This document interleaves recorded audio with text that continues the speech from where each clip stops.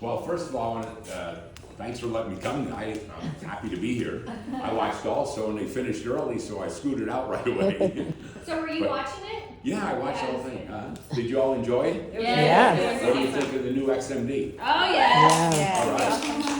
Yeah, we're very excited about the promise of the future, where that's going. But if you don't mind, I'll take a little bit of time with you. And the best thing to do, I guess, is because most of you haven't met me before, is to start off by telling you a little about myself and my background, how I got here. Because it's now been, actually next month, on the 17th of next month, will be 55 years ago that I started in this business. Okay, I was only 2 years old. No, I was 23 years old. And I started in the business as a distributor, just like you did. I started in a soap company. No, not Amway. But I started in a soap company. At the time, I was working full-time, going to school full-time. I had just come out of the Army. I was a little further back. I was born in Germany. My mom and dad are Hungarian and Romanian refugees who escaped after the war to get away from the Russians, communists. And then they were in a refugee camp in southern Germany, and after the war, and that's where I was born. So when I was 5 years old, we came to America, spent most of my young life being raised on a chicken farm, which is why I'm so tall. Good fertilizer, that stuff. I'll tell you a funny story. It really worked. I'll tell you a funny story, and I'll tell you why later. But I was in Italy doing a meeting, a big meeting, like a convention thing. And I said in that room, I said also the reason I'm so tall is because I was raised on a chicken farm. And after the meeting was over, this little Italian guy was about this big. He came up and looked up at me and said, "Hey, Rudy." I said, "See?" He said, "You said you're so tall because you were raised on a chicken farm." I said, "Yeah, that's right." He said, "I was raised on a chicken farm." How come I'm not that tall? So I thought about it a second. I looked at it. Well, I asked him, "Did you leave your shoes on?" Well, if you leave your shoes on, you can't let the stuff that doesn't get at you. How's it going to work? Anyway, I was. So I spent most of my young life on a chicken farm, got out of school, we had no money, went right to work. I wound up spending several years in the United States Army. When I came home from Vietnam, they said under the GI Bill I could go to college and they would help pay for it. They were willing to give me $271 a month to go sit in school. I was good at sitting and I needed the money. Okay? So I went to work full-time in a store, which I did before, and I started to go to college full-time. I drove back and forth. Doing that, and one day I came home from work and a total stranger was calling on a telephone. Telephone rang, I answered the phone, I said hi. He said, "Would you like to make more money?"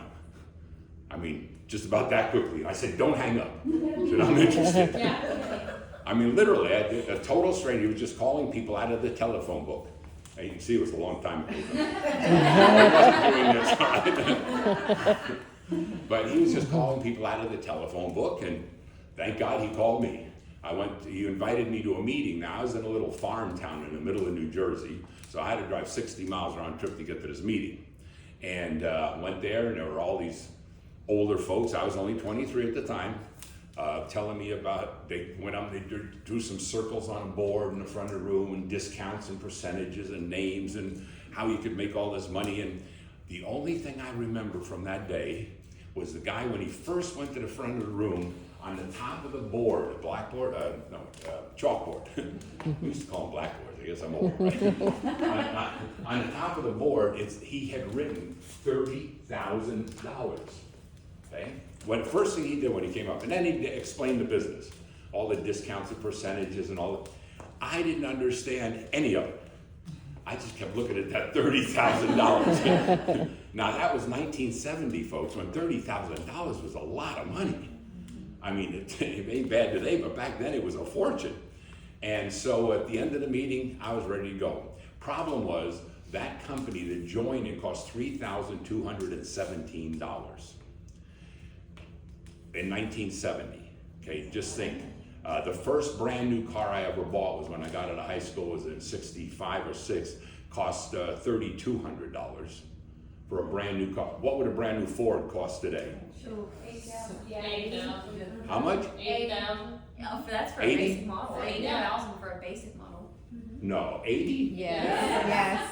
Really? Yes. For just a Ford? Yes. Yeah. Look at Expedition, like. Yeah. Yeah. I got an expedition. the other day. Well, okay, well that's about what. That's I mean, I'm guessing in today's dollars that would be about 50, 60 grand. Okay, and of course that's a huge amount of money. I'm 23 years old. I had no money. I go home that night. I'm not boring you, am I? So I go home that night and I tell I was all excited, and I sat down and I was still living at home, and my dad asked me where I'd been, and I started drawing these circles on a napkin on the kitchen table, trying to show him what I saw, right? What I could remember, and he got all excited, and my dad said, "Oh, Rudy," he said, "those people are trying to show you how to work smart and not hard for the rest of your life." And he encouraged me to try to do it. Well, I said, "Dad, there's no way," right? And my parents weren't doing well at chicken farm, and they were barely getting by themselves. I said, "Dad, it's $3,200. There's no way." So a couple of weeks go by, about 10 days go by, and one day my dad came to me with a check for $3,217. And he said, "I want you to have the chance I never had." And it still obviously makes me emotional to this day because he had such confidence in me and faith. He knew I was a hard worker, so that wasn't a problem. So I took that money and I got started in that business as soon as I could, and I literally got a basement full of soap.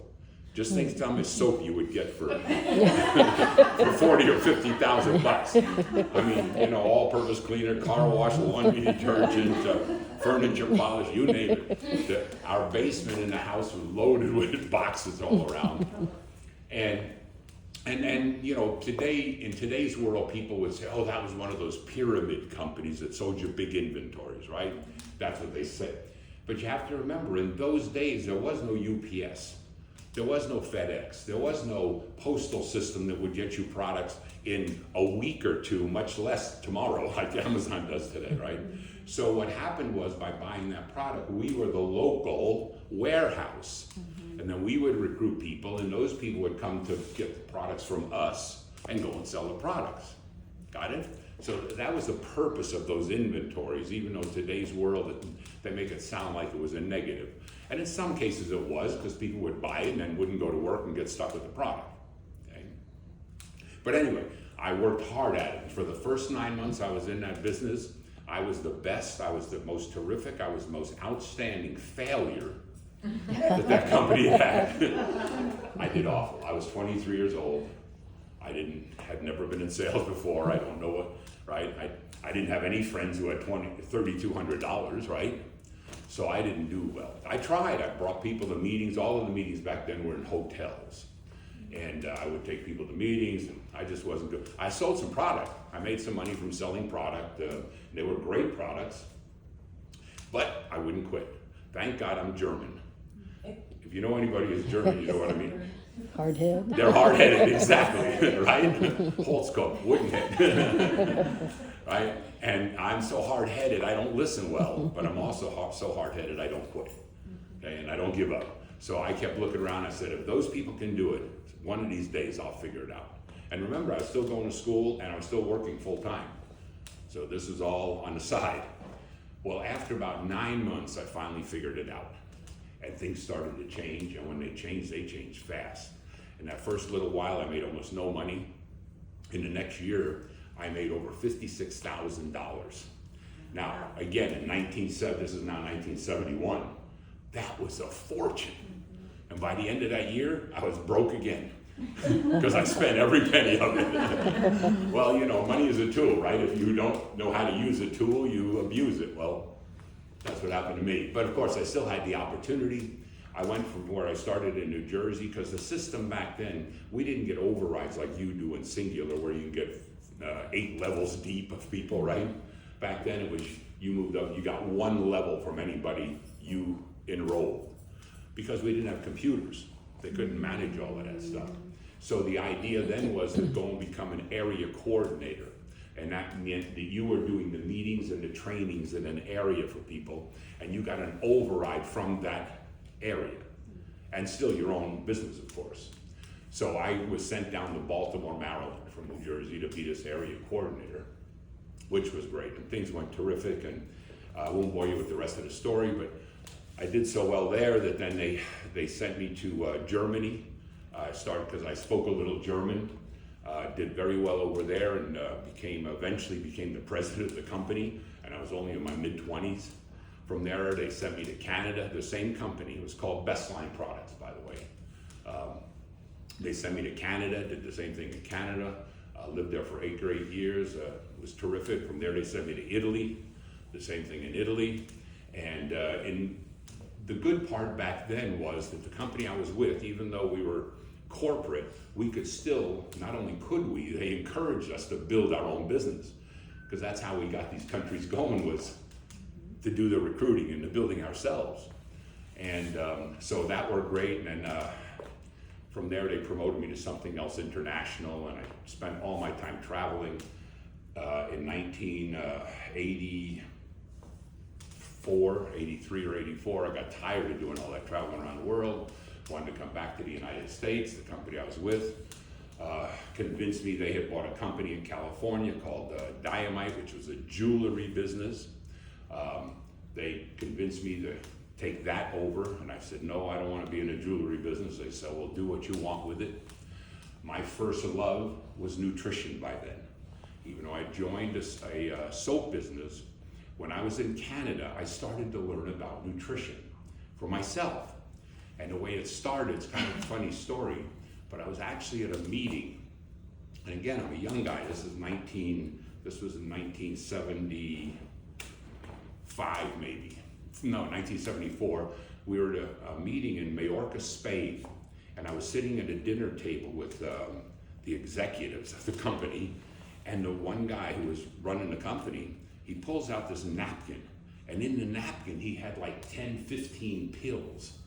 And I looked at him and I said, oh my God, Jerry, are you dying? What's going on? Why are you taking all that medicine?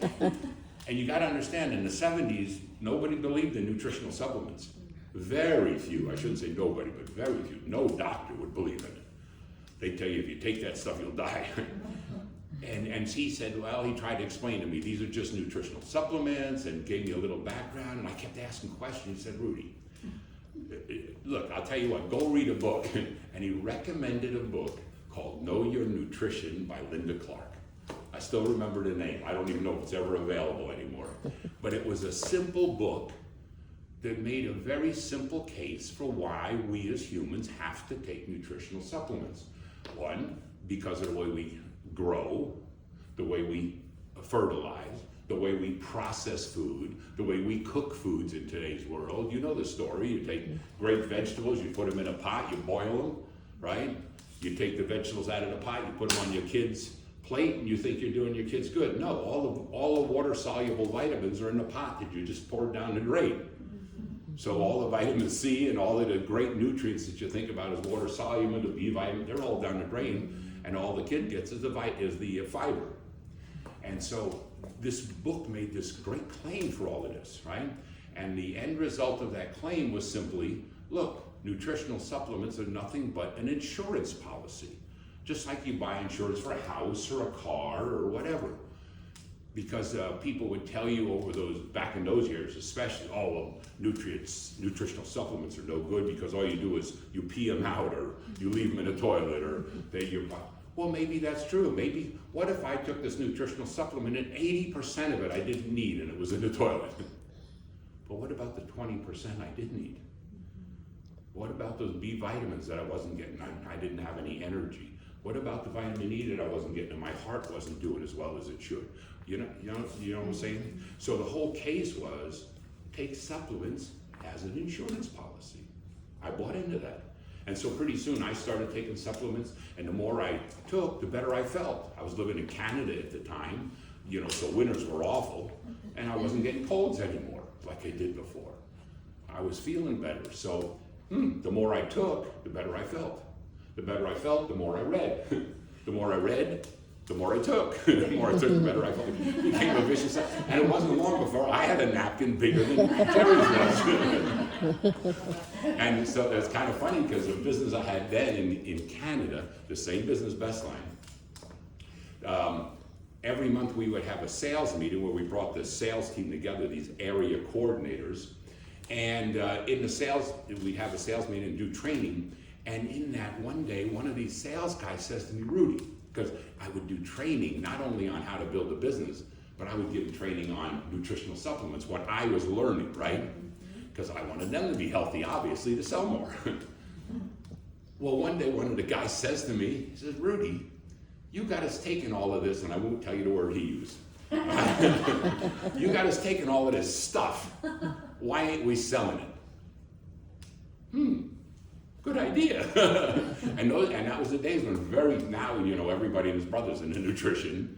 In those days, it was Shackley and Amway had some nutritional supplements, but no one else was. And so I had a friend in the United States. I don't know, any of you ever heard of a company called Neolife? Okay. Well, I had a friend in the United States, and his dad had a company called Neolife. It's still in business to this day. It was a nutritional company. And so I called him, I said, Greg, and by the way, you know Greg. I'm getting off track. You know Greg, you don't know him. Have you ever heard of muscle milk? Yes. Okay, Greg invented muscle milk. Wow. Okay, later on in life, this was many years later, he was just a friend of mine, worked with his dad, learned all about nutrition in Neolife, and one day he invented this muscle milk, and he sold it to Coca-Cola for $650 million. So Greg's okay. Yes. Greg's doing good. Yeah. Anyway, so I called Greg. I said, hey, Greg, could you and your dad make a supplement for me that I can sell in Canada? Sure, no problem. He made a supplement, it was 2 brown tablets in a little cellophane packet in a box. And we used to call it the brownie, right? You took those 2 every day as a multi-supplement. And you know what? Overnight, it took over 30% of the business. We were in the soap business. And it was the best repeat product we had because people had to buy it every month. Anyway, so that's how I got into the nutritional business, and that was my first love. So when I took over this company called Diamite selling jewelry, the owners of it said, look, we've got $2 million invested, it's going out of business, do what you want with it. So we turned it from jewelry to skincare to nutrition, and we became one of the most known companies for aloe at that time. Back in the 80s, aloe was becoming a big deal. And if you've ever taken aloe, you know how horrible it tastes. So we made an aloe that tastes good by marrying it with 3 herbs. And it became our #1 supplement. We did great. Grew all across America, overseas. And then for a multitude of reasons, in 1995, I had to leave that company, decided to leave that company, and started a new company called Symmetry, which was all nutrition. You don't know Symmetry, but we actually eventually merged Symmetry into Xyngular.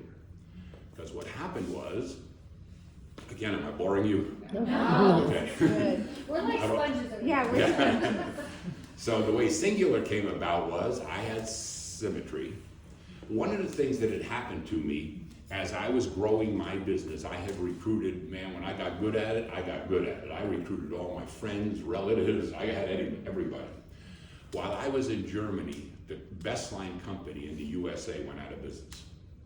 So all of my friends and relatives lost their opportunity, and that really hurt me. I still had mine, we were international, that was still going.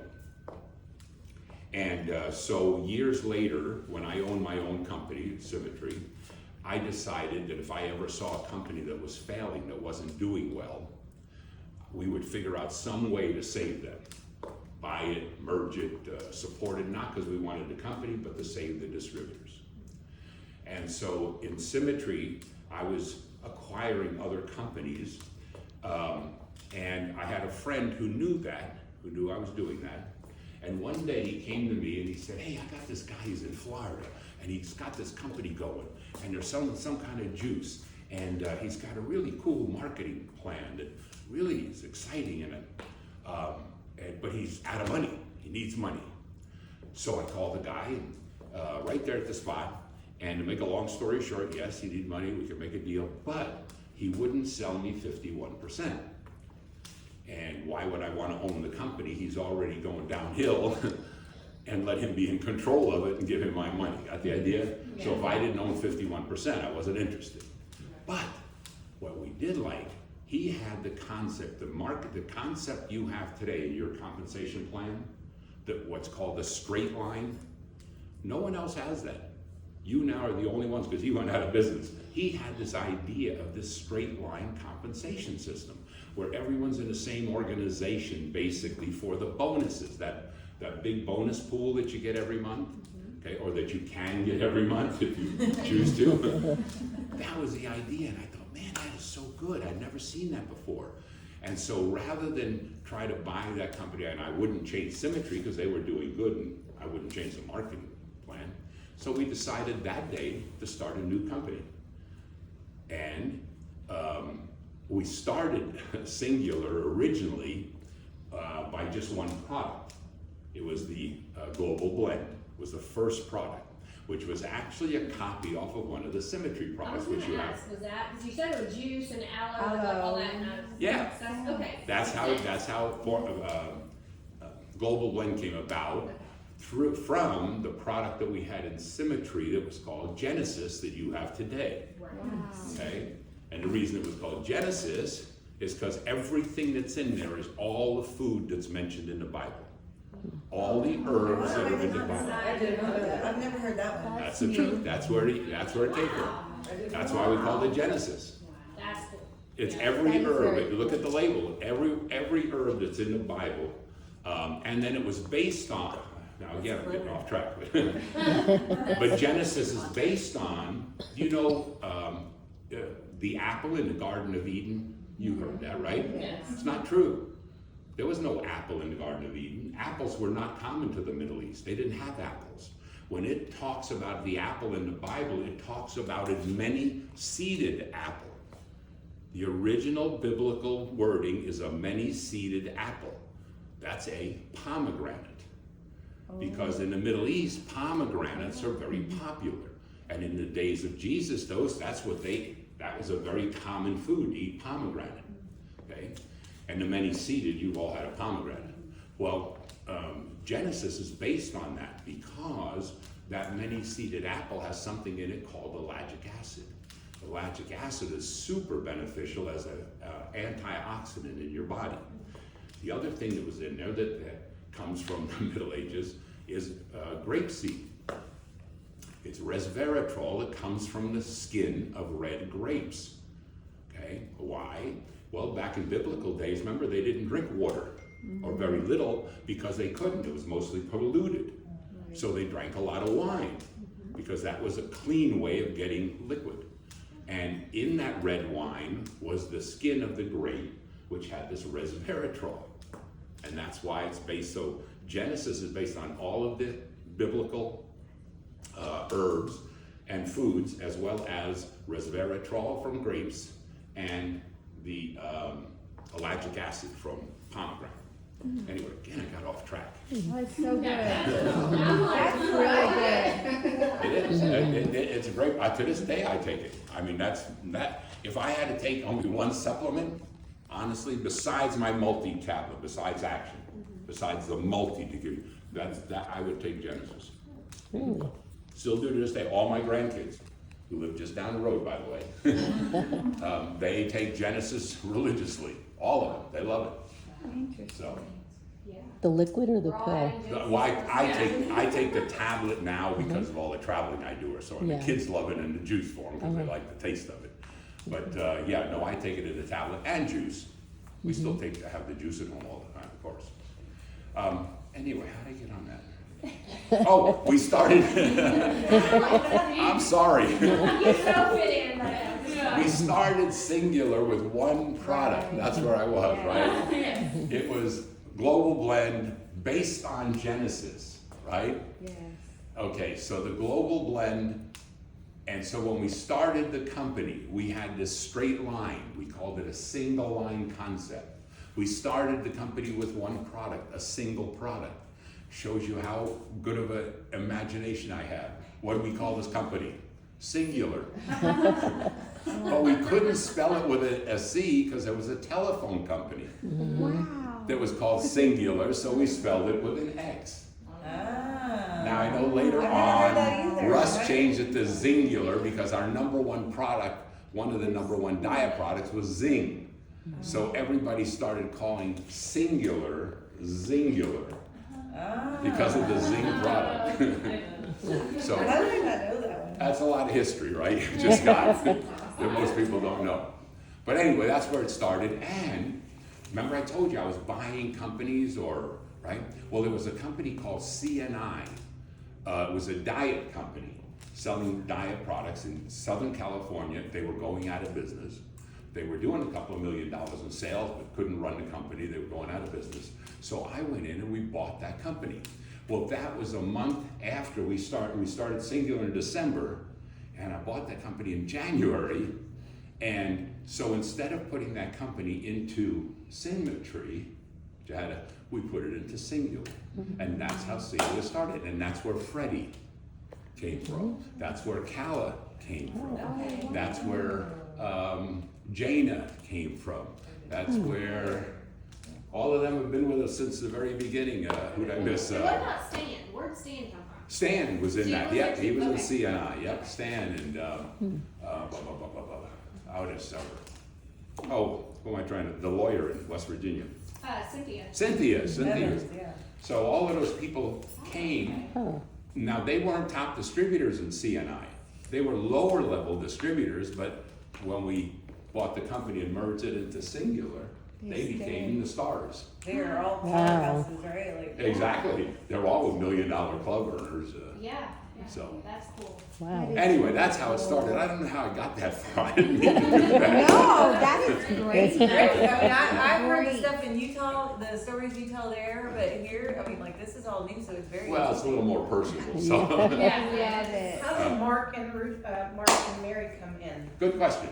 So Mary, when I took over that company, I told you about it, Dynamite in 1984 in California, she was working as a bookkeeper in that company, and I quickly, well, not only working as a bookkeeper, she was doing, back in those days, we had these huge spreadsheets. So, because we did have to start paying on levels, right? And so, we had these spreadsheets. The only way they could pay, like, so they would have this like a big spreadsheet that they flipped over and it showed the first level. Then they flipped over and showed the next Wow. level. So it's all manual. Wow. Yeah. Mary was taking all of that information and putting it into a computer. This was the early days of when we first started using a computer.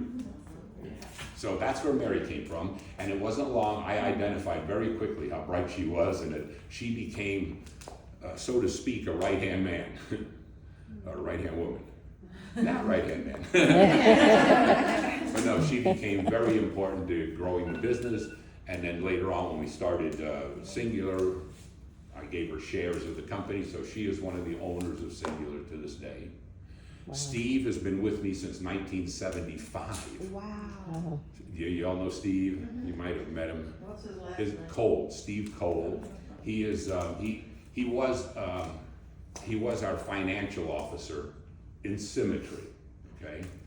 And then the other companies that I had, he was the financial officer for that.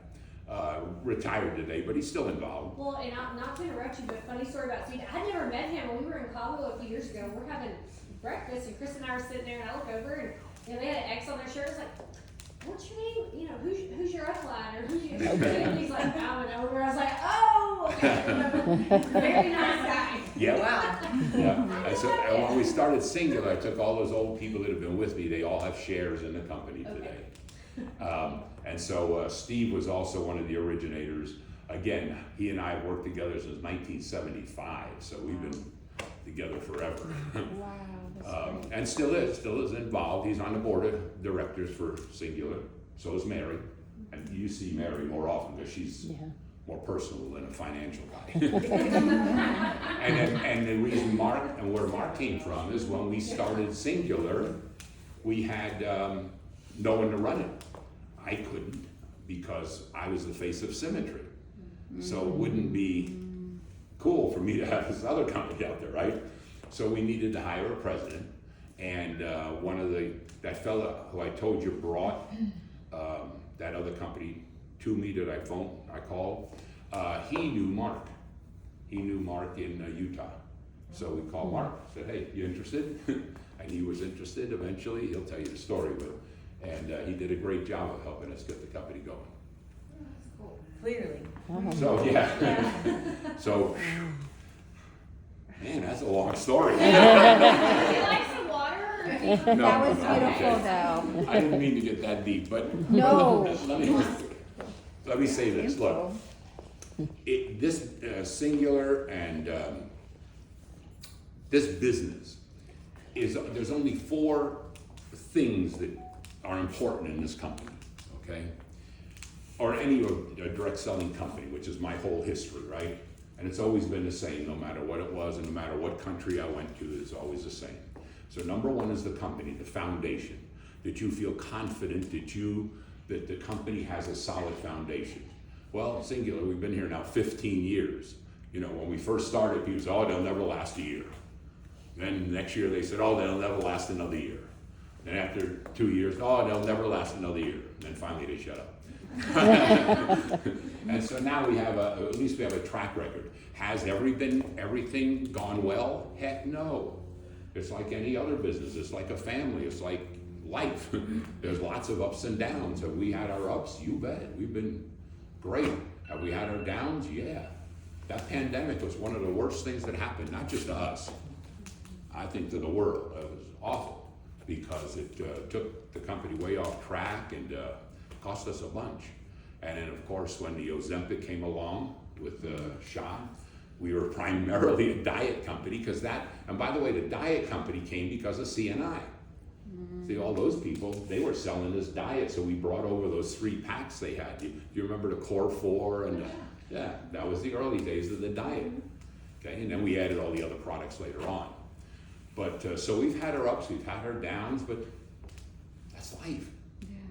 It's the way it's always been. I mean, my whole life has been that way. I mean, it just seems like, God has this way of testing you constantly. To let you go to these highs, and then all of a sudden when you think, hey, everything is great, there's a saying that somebody said. It says, this too will change.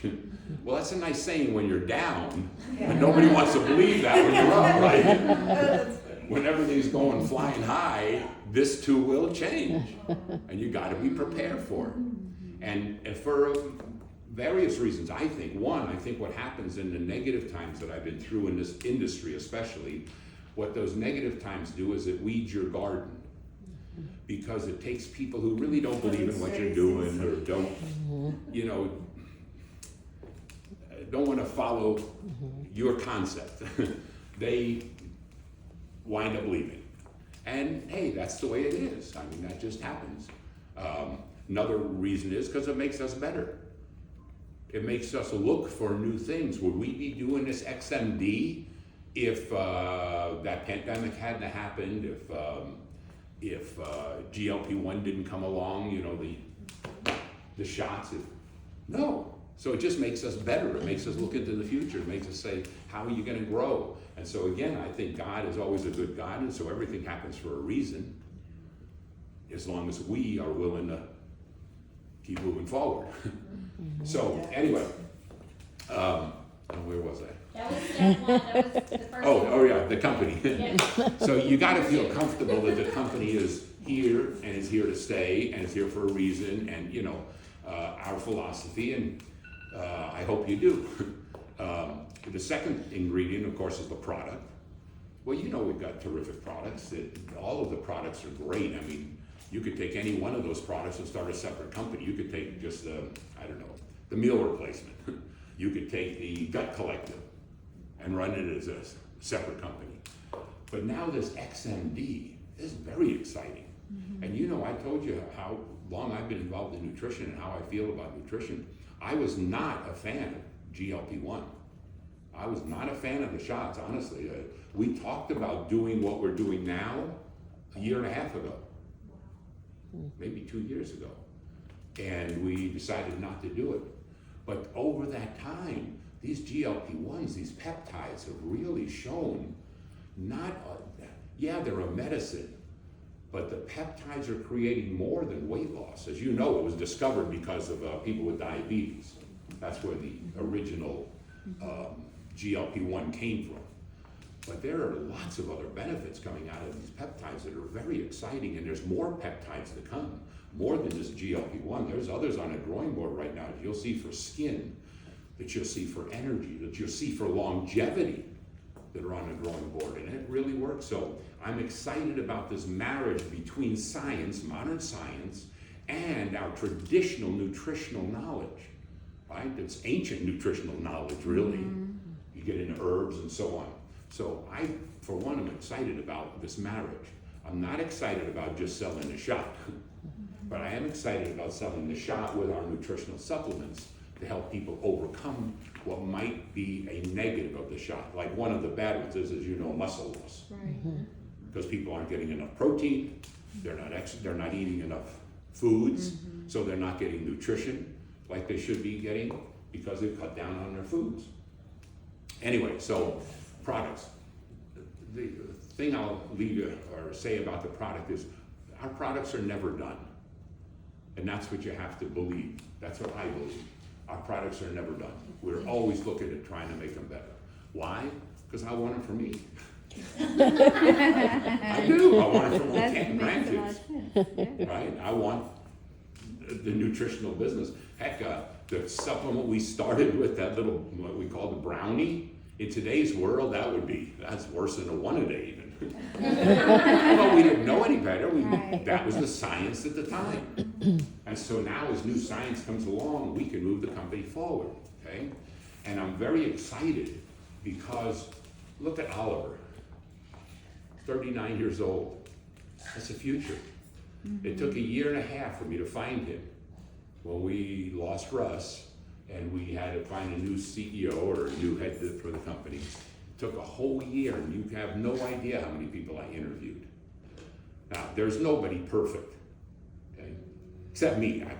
My wife would argue with that. But there's nobody perfect, but he's got the vision for the future. He's the hardest working young man I know. He really is. He reminded me so much of myself. And then Sarah now, as a sales leader, she is good. You know, she built a big Mary Kay business, okay? Off of belly to belly, one-on-ones, home parties. She built a big Mary Kay business, so she knows how to build this business. Josh, as a finance guy, he's been with us for a long time. He's the best CFO. I have said this in front of Steve. He's the best CFO I've ever seen. He understands sales, he understands people, but he's still a financial guy. And so he really brings a lot to the company. He's the first one to jump up and down and say, how are you gonna pay for it? Which is great, we need that. All salespeople need that. So you have a terrific team there, Chanel. Oh, yeah. Look at all the information she put on there today, it's so simple. Good, Crazy. Right?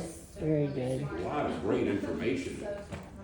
Good teacher. Pardon? I'm glad y'all got her back, 'cause she left. Yeah, she had left. And it's important. Look, I don't know, maybe a year from now, maybe Chanel will decide to do something else. I don't know, maybe she gets hit by a truck. Don't misunderstand. But you can't rely on one person, Exactly. right? Don't rely on me. Don't rely on Oliver. Don't rely on Chanel. There's more people out there who can do this, right? Right. And as long as that's why it's so important for me to get a young person to make sure, hey, tomorrow I get hit by a truck. There's somebody around that can still keep moving the company forward. Okay? So we've got the products. You've got a solid company with a good leadership team. The third ingredient is, of course, the compensation plan. This idea of the straight line where you are in business with the company. Okay? What that straight line does, and the reason I liked it so much or got excited about it, is because you as a distributor are actually earning profits from the company. We take 12% of the company's money every month, not profits, 12% of the sales, and give it back to the distributor that way, in these bonuses, in that bonus pool. That's what I liked about it. You're actually sharing in the company's profits, actually better than the profits, because I only get dividends if the profits are there, and if we didn't use the profits to grow the company, or to buy more product, or to do something with, where you get it every month in that 12% bonus. So you've got the compensation plan, you've got products, you've got a company. Well, let me tell you something. Please don't take offense to this. There have been a lot of people join Xyngular over the last 15 years. Some of them have, as you know, made millions. I mean, what's Robin at? 9? 12, something, I don't know. Almost 12. Right? She's made a ton. And a lot of others. You look at all the millionaire or $1 million earners that we have. But you know what? There's also people who joined Xyngular and made nothing and quit. There's people who got involved over the years and just went away. So let me see. Do you think Robin had a different compensation plan, a different company, or a different product? No. So why is it that some people earned that money and some didn't? Because the secret to success is not in those things. Just like it wasn't for me 55 years ago. It was all in me. Why didn't I do good in that first 9 months? It wasn't the company, it wasn't the products, it was me. I didn't learn yet. I got very lucky. There was a guy named Marty Day who changed my life. He's passed away since, but Marty, my sponsor, the guy who sponsored me in this industry, I never saw him again. He took my check, $3,217, and I never saw him again. Honestly. I went to the meetings, I went to the trainings that they offered, and Marty was the area coordinator in the area, and he took me kind of under his wing. And one day he had breakfast with me in the Holiday Inn in Somerville, New Jersey, and he looked at me and said, "Rudy, why aren't you doing better?" And I had all these excuses, you know, I'm young, I'm only 23 years old, and I'm working full time because I'm going to school, and my friend, I had a whole list. And Marty looked at me and said, "You know what's wrong with your list, Rudy?" I said, "What?" He said, "Your name's not on it." I said, "What do you mean?" He said, "Well, all of those things that you just told me, all of the other people in this meeting that we go to, they have the same problems. You think their friends are any easier to get to a meeting than yours? You think they're all the same. The problem is not there, the problem's in you." Well, I argued about it, but he finally said, "Look, Rudy, I know you're gonna think this is kind of simple, but it's the truth." He said, "Rudy, if I ask you to do something, and I promise you it'll help you be successful, will you do it?" I said, "You bet, I'll do anything." And he took 10 paper clips out of his briefcase, and he handed me 10 paper clips, and he said, "Put these in your left pocket." I put them in my left pocket. He says, "I want you now to go out every day and talk to 10 people. And every time you talk to a person, you get to move a paper clip from your left pocket to your right pocket. And at the end of the day, you can't have any paper clips left in your left pocket. If you do, you're not doing what I asked." I said, "I'll do it."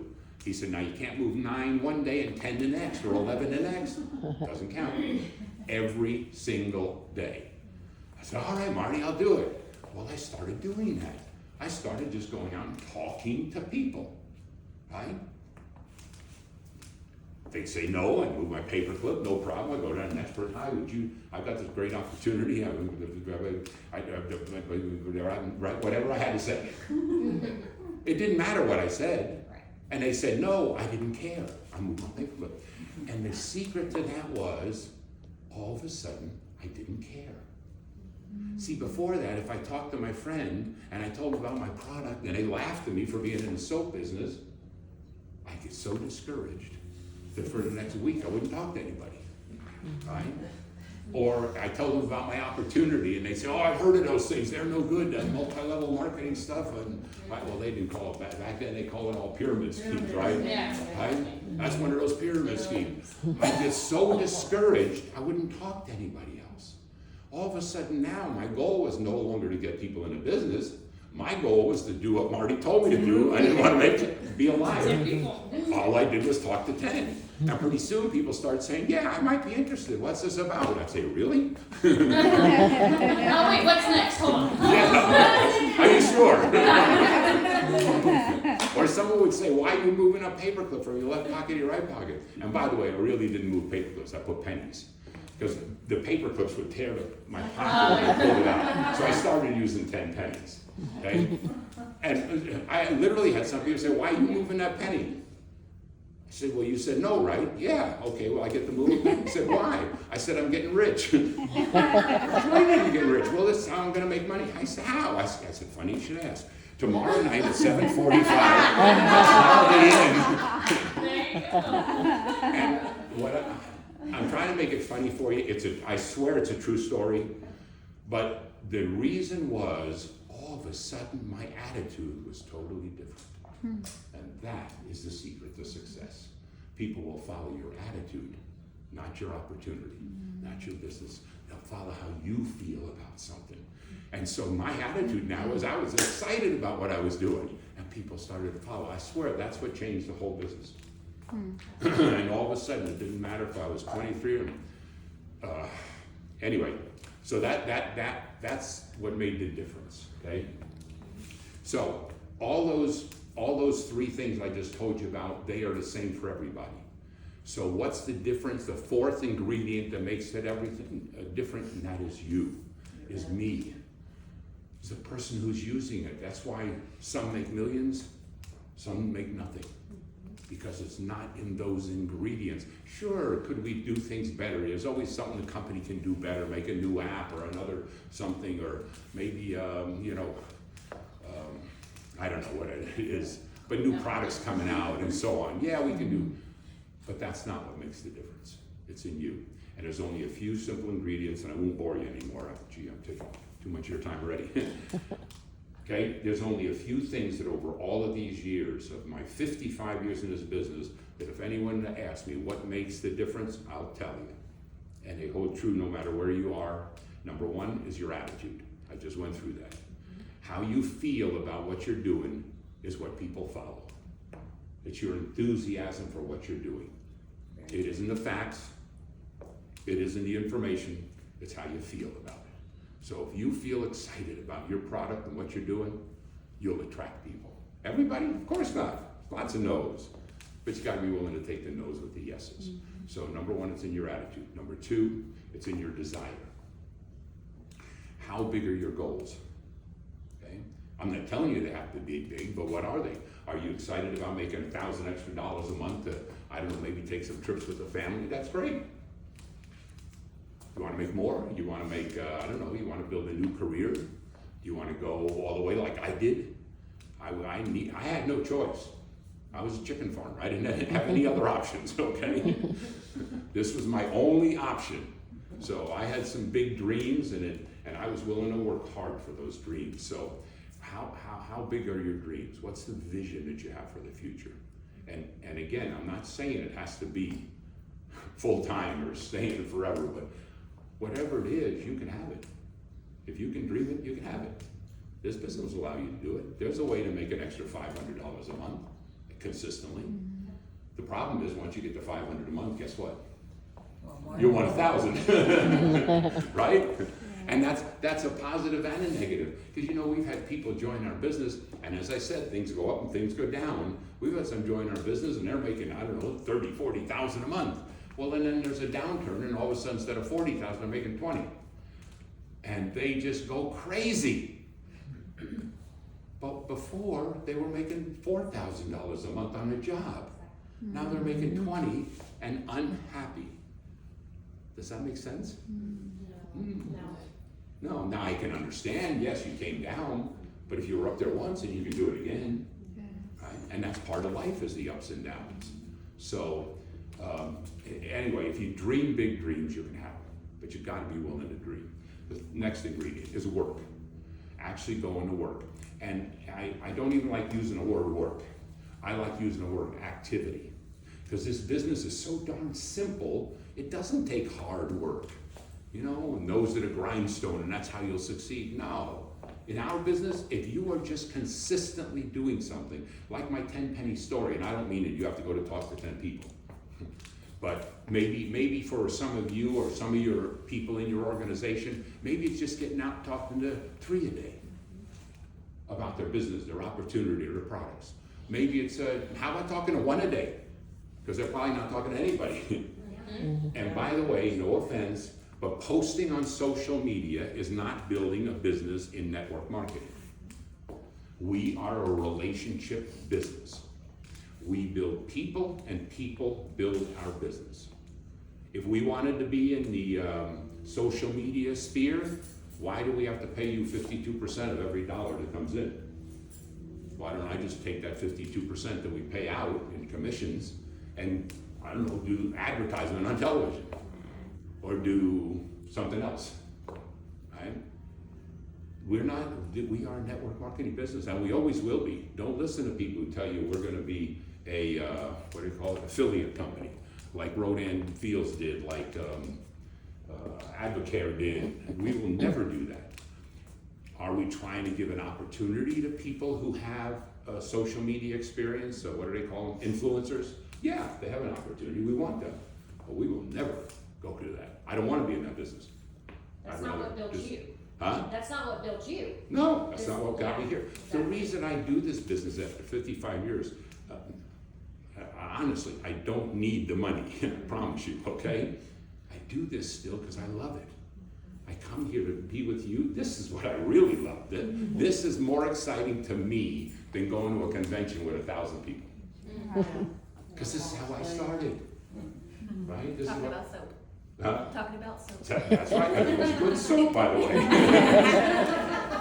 I'll tell you a funny story about that. We had this soap that was called Ziff, and we used to have a board at night when we did the demonstration, and it had naugahyde, you know, like phony leather, naugahyde, and a tile and a carpet. And we take a crayon, do this, and put it in the carpet, and then we take the Ziff and clean it, spot, and it would come out, right? Gone, right? Every night, front room. And then, this was supposedly, and I say supposedly, the first non-toxic, non-caustic, pollution-free product. This is 1970. That was a big deal back then. We had this whole story about this guy, Boudreaux, who made this formula in his bathtub. Right? And so we would stand at the front of the room and we would spray that in our mouth every night at meetings, right? Well, full of come to find out, toxins. in today's world, you can't sell that product. It'll be illegal to sell that Oh product. my gosh. The majority of the ingredients that were in that product that were are all carcinogens. Oh. Which may be why I'm here. Maybe it preserved me. I don't know. To drink your global blend. Yeah. Anyway, how do I get off of that? So, but again, you've got to be willing to go to work, and in this business, it's relationship building. I know some people think that, boy, if I just, I'll relate it to you this way. Maybe when I was, I was in Baltimore, and I was talking to people. I mean, I was always talking to people. I'd go to a restaurant like an IHOP and just sit down and drink a cup of coffee. Someone would sit down and I'd turn and talk to them. Try to invite them. I mean, that's what I did. Well, then I got the idea, hey, maybe I should run some newspaper ads. So I ran newspaper ads, and people would come in off the newspaper ad. And then, of course, then we'd take them to a meeting because they came off the ad.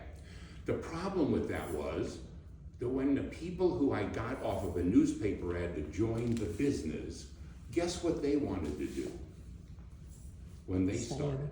Same thing. Put ads in a newspaper. And when I said, look, let's get your list of names. Who are the people that you, right? And in today's world, that's easy. So you just take out your phone, you got your list of names, right? But when I say list, oh, no, I'll just put ads in a newspaper. And that's one of the problems with social media. You get someone on social media, even if they are a good person, you know what they want to do? They want to go do social media. And then overnight, they take all of these people that are on their list of names and that's a bad word.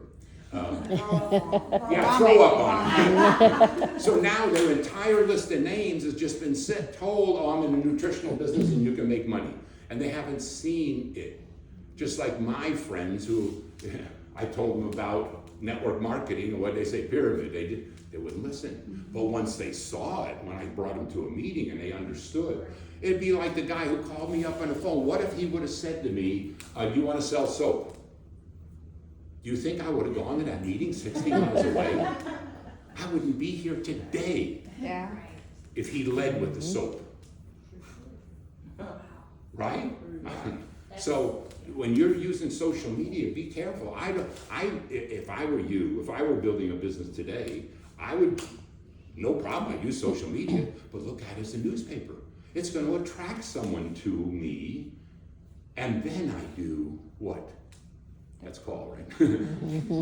Although kids don't do that now, they do this. But you have to communicate with them personally. That's what we'll build. We build people through relationships, and that's what makes our business grow.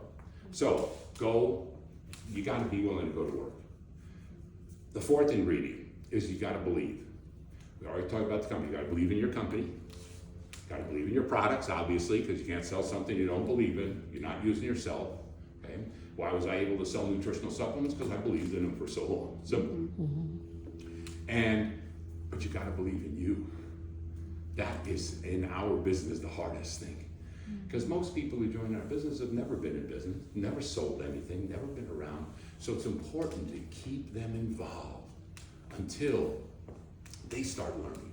Keep them involved, get them to little meetings like this, get them on the Zoom calls, get them to trainings, get them to events, keep them involved, and little by little they'll start to learn. I hope that when we're done today, you've learned a little bit of something, maybe made you a little better. Maybe not gonna make you Robin, but it made you a little better. That's how I got here. I kept going to the training. I was very lucky. Have you guys ever heard of a guy named Jim Rohn? He's passed away, but today he's famous as a motivational speaker. He's got books and audios and all kinds of stuff out, right? I was lucky. Jim was a distributor in our company. I came up under Jim. He was one of my original mentors. If it wasn't for him, I probably wouldn't be here today. I was so lucky to be around those kind of people. So you gotta believe in yourself, and that's what they did for me. They helped me to believe in myself. And last but not least, the fifth ingredient is you gotta be willing to keep on keeping on. Nothing comes easy. Nothing comes easy. Most of the people who join our business and boom, are quote overnight successes, they don't last. Because as soon as a little hardship comes along, they're off trying to do something else. And many times they say, the grass is greener on the other side of the fence. If I just join that company or go to that, it's gonna be the same hard work. You ain't willing to do it here, you aren't gonna do it over there, so. But you gotta be willing to just keep on keeping on. I wouldn't be here today if it wasn't for that. But what if I would've quit after 8 months? None of us Where would would be I here be? today. Yeah. What a horrible thought. And no offense, you wouldn't be here. Right? And I'm excited about it because there's thousands and thousands and thousands of people around the world that I've been able to help, right? With the businesses and the trainings and so on. That to me, that's worth as much as all the money in the world, right? So you can too. I'm sorry for taking so much of your time. I didn't mean to. Oh, I was gonna say wonderful. this too. I mean, like,